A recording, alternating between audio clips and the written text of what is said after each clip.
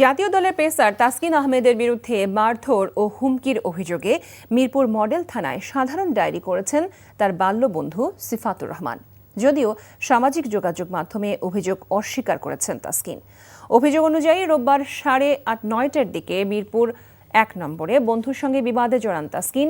ঘটনার পরপরই বাদী সিফাতুর রহমান সৌরভ মিরপুর মডেল থানায় একটি জিডি করেন। যদিও পুরো ঘটনাটিকে গুজব বলে দাবি করেছেন পেসার তাসকিন আহমেদ। সামাজিক যোগাযোগ মাধ্যমে একটি পোস্টের মাধ্যমে কথা জানান তাসকিন। এ বিষয়ে মিরপুর থানার অফিসার ইনচার্জ জানিয়েছে বিষয়টি তদন্তাধীন।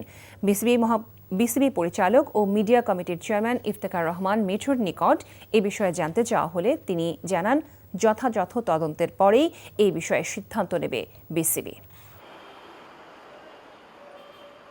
আগে ফাইন্ড আউট করে নিই ঘটনাটা কি হয়েছে, তো সুতরাং আমরা দেখি, তারপরে এটা আলোচনা সাপেক্ষে আমরা ইনভেস্টিগেশন করব।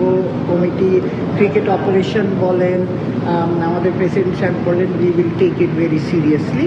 এটার আউটকামটা আগে আমরা বুঝে নিই কী হয়েছে, তারপরে নেক্সট কোর্স অফ অ্যাকশনে যাব।